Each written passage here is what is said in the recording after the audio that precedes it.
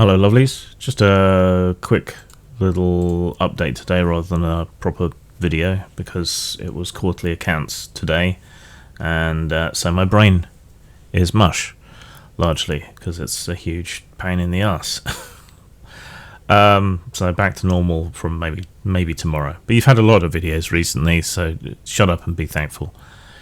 So there's been some people reacting weirdly to one of my previous updates on the Dungeon Drama article, and use hashtag Dungeon Drama and not hashtag Twatgate, because Twatgate is being suppressed and delisted, probably because twat is a naughty word and we can't have that. So stick to Dungeon Drama.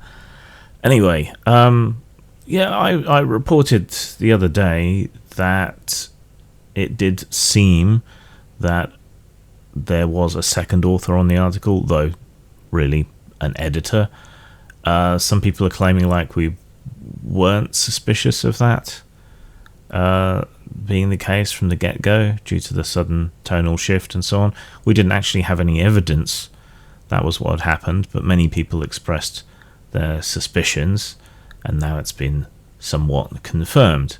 But some people are treating this as though the article was written by somebody else, and therefore the whole thing is suspect, and the facts in it somehow aren't facts anymore, or something. I don't really understand the mindset. It's a bit crazy, and I don't necessarily want to signal boost that insanity.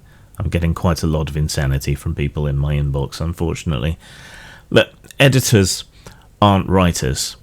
For all they might amend, change, or recommend changes, the author is still the author. It's only really the framing of the Zach-focused portion, the second half of the article, that's suspect. The motivations of the author, perhaps, but not the content. And we had confirmation from Jeff Ryance that he'd seen an early version of the paper that she was writing, but the article is not the paper. But still, we know she exists. She was doing the interviews, she was writing the paper, and certainly for the first half of the article seems to be a largely unedited author of the article. And we also know that the facts within the article are in fact facts.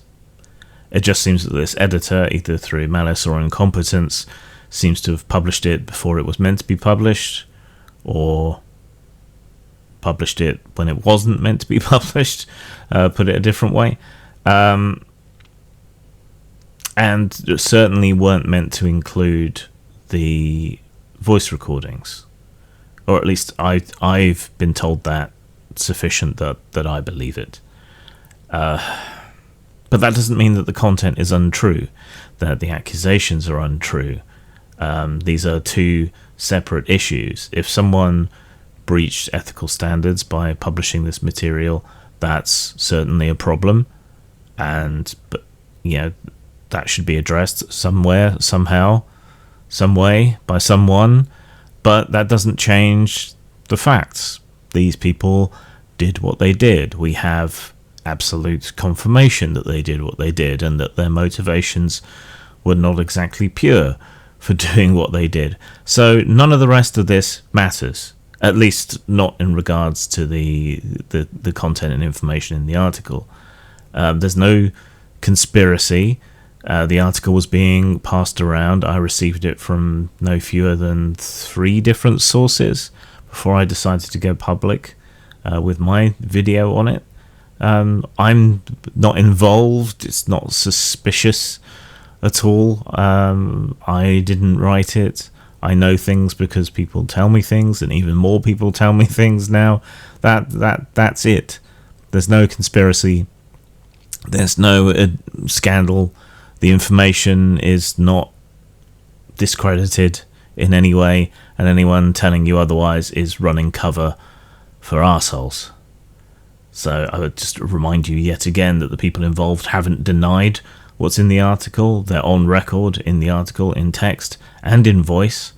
And furthermore, things have been confirmed from multiple other sources, and it jibes with what many of us who were victims of them have said. So, yeah, I mean, the actual author, Dr. Weissman, apparently has cancer, and the article was published without full permissions, and the audio was leaked. These are all problems, but they make absolutely zero odds whatsoever as to the content of the article. However desperate you might be to run cover for awful people. And, just to further hammer the point home, people can be marginalized and awful at the same time.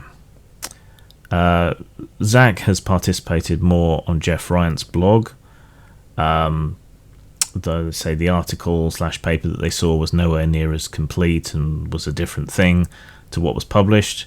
But yeah, you can see Zach talking about stuff there.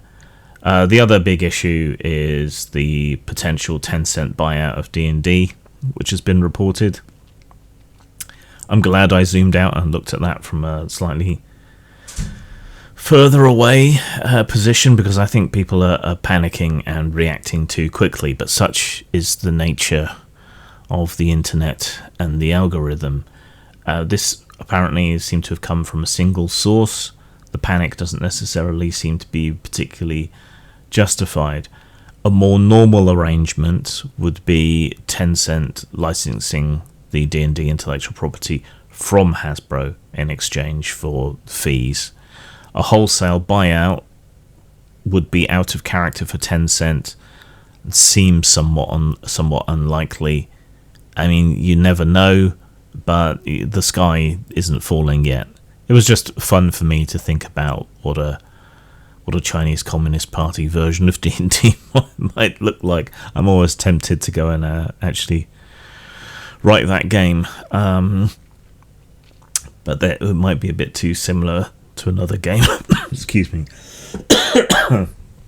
To another game idea that I have for a sort of alternate history where the Soviet Union won.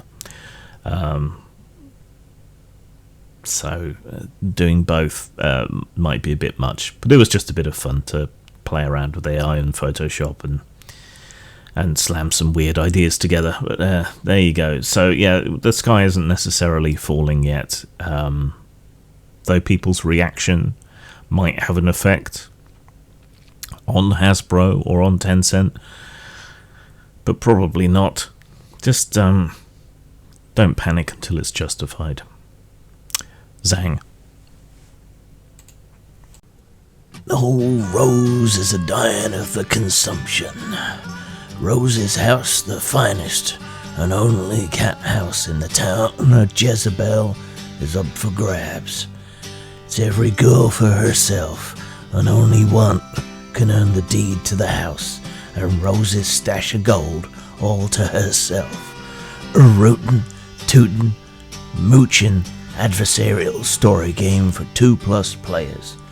No GM, pack of cards needed, poker chips or beads needed, and you can get it at post-mart.com, lulu.com, or drive-through RPG.